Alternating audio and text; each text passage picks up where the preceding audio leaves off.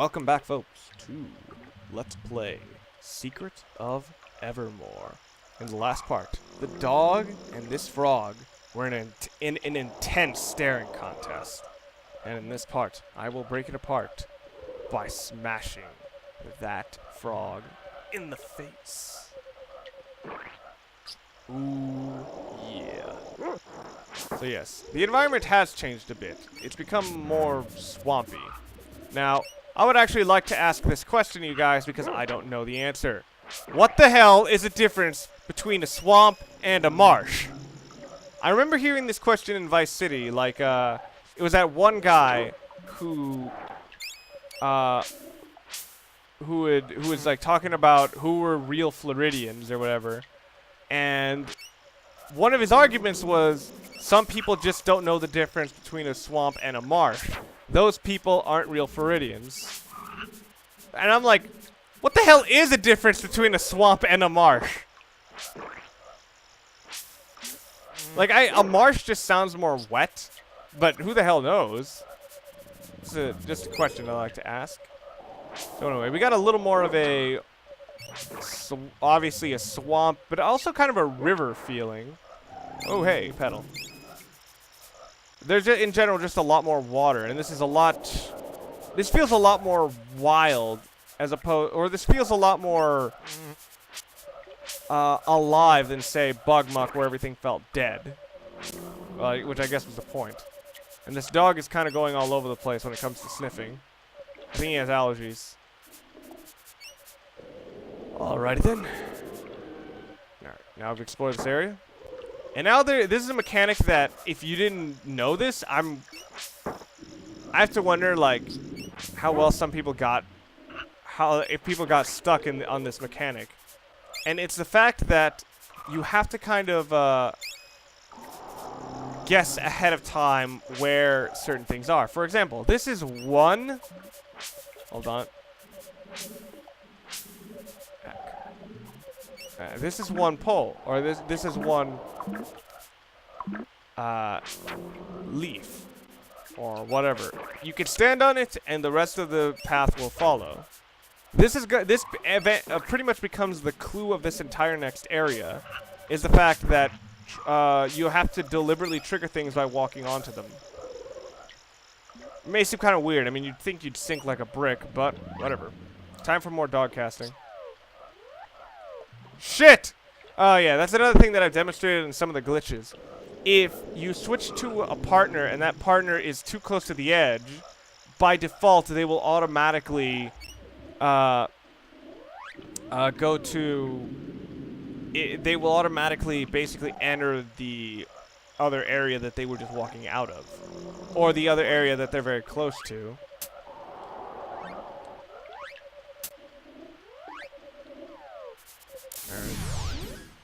So now heal has reached level 1. I was hoping defend would also reach level 1, but whatever.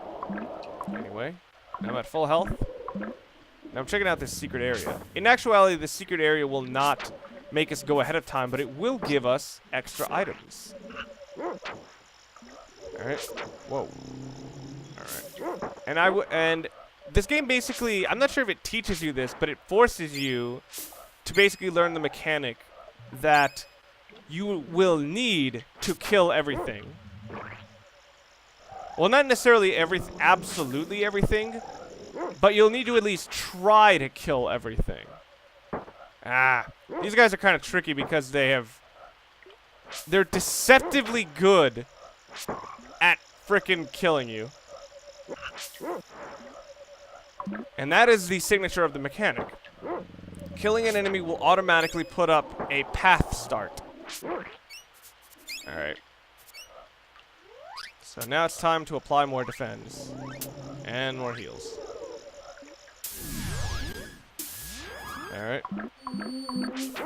So yes, and already at level 1, heal has already started to match the pedals. And unlike pedals, which I think you can only carry 6, you can carry up to 99 heals. Then again, heals ingredients also are used by other... What the... Are also used by other alchemies. So that's the ultimate... that's another type of micromanagement this game has, is the fact that all these alchemy spells are used from the same pool of ingredients. So, for example, if I only have 1 water, or if I only have, say, 2 roots, I can either heal twice or cure once. But I can only do one or the other. Because if I heal once, you know, I'm not going to be able to cure at all. Because I'll only have 1 root. Alright. And cure requires 2 roots. Ah, jeez. So yes, I'm trying to clear out... Oh my god. I'm trying to clear out as much of this area as possible. Ooh, I found oil for once. Alright. Let's see.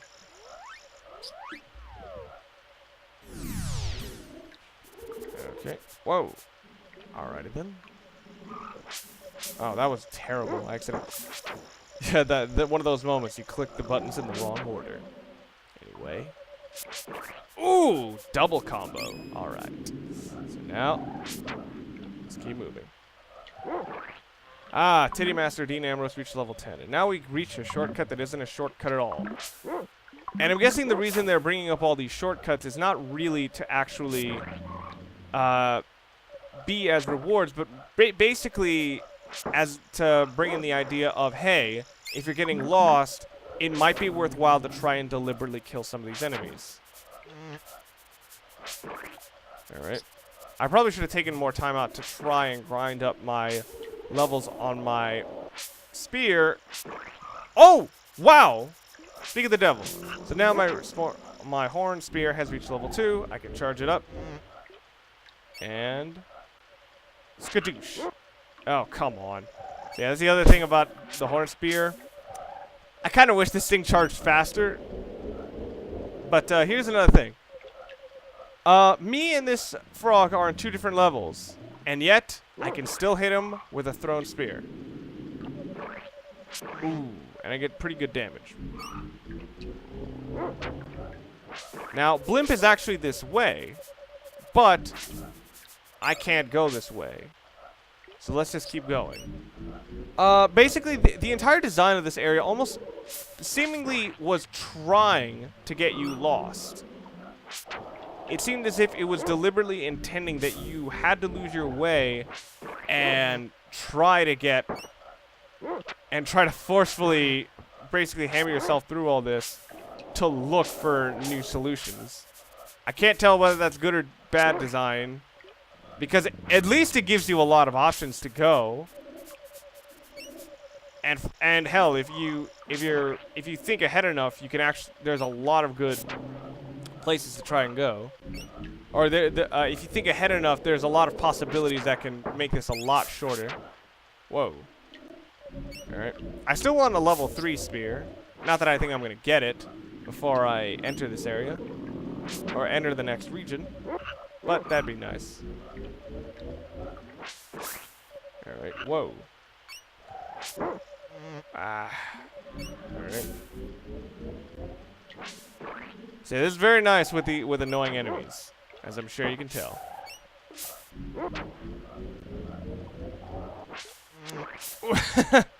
That's also the other cool thing about the horn spears. Even if it misses one target, it can still hit the other. Where did that spider go?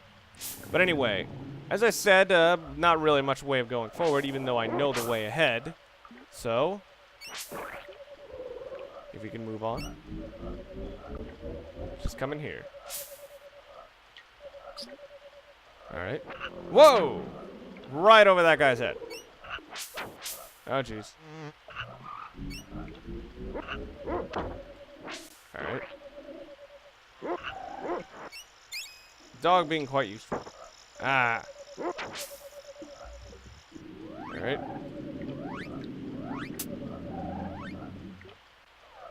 Alright. Now just healing and spell casting. Or spell stacking. I believe that is actually the name. I kind of go by the name dog casting at this point. Because that makes a little more sense. I mean, you can spell stack normally. It just it's just like 2 spells at a time, and occasionally 3 spells at a time. It's actually funny what spells I like. For example, there's a spell later on called Lightning. It is the most plain-looking spell, but because it is actually one of the shortest ones, I kind of like it. I don't know.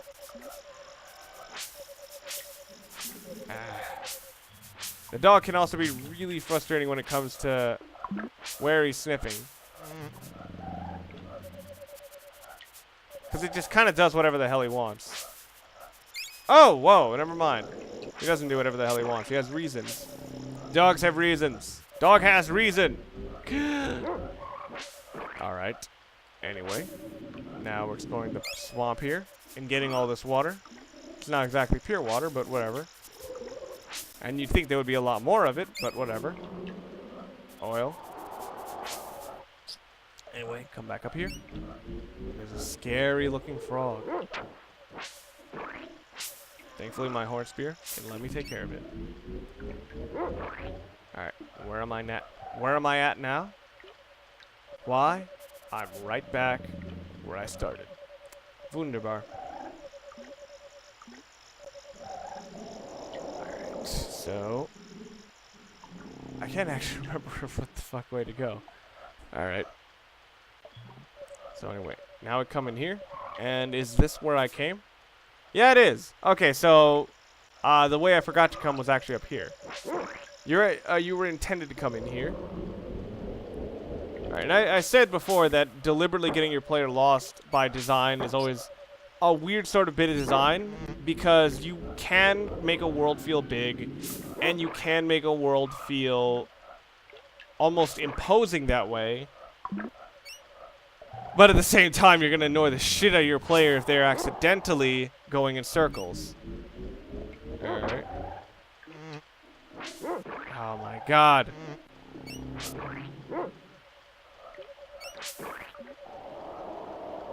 Okay. Ah, man. This is not going too well.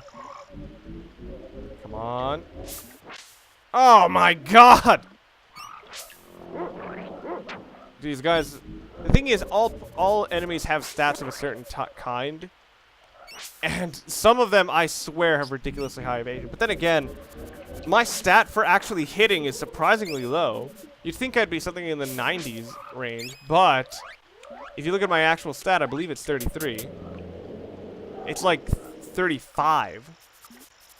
That's freaking barely anything. Right. Oh, but thankfully my even standard spear is actually doing pretty strong damage at this point because I am leveling up so much. As far as I know, increasing your individual weapon stat doesn't actually increase the damage it does. It just allows you to use a more damaging form of it, which may or may not sound paradoxical, but hey, shit. Oh my god. Okay. I'm moving my microphone a bit because it seems a little bit out of place. Alright. Come on, dog. Got him. Alright. Thankfully, we're on a roll. Funk is on a roll. Anyway, now we can move on. Ah! And by the way, all these spiders are poisonous, but I'm getting pretty lucky in not actually getting hit with any poison damage. I'm not healing at the moment because I think that I might be at the cusp of a level up. And now, see that the pathway was blocked? Now that he killed that mosquito, we got rewarded by having our path open up. And what's in here? A call bead. Sweet. Anyway. Now I can move on. Oh, jeez. Ah, Ralph. Yeah, it's like I suspected. Ralph Z lent to level 10. Anyway. I was about to say level 0 for some reason. Alright. Ah, my god.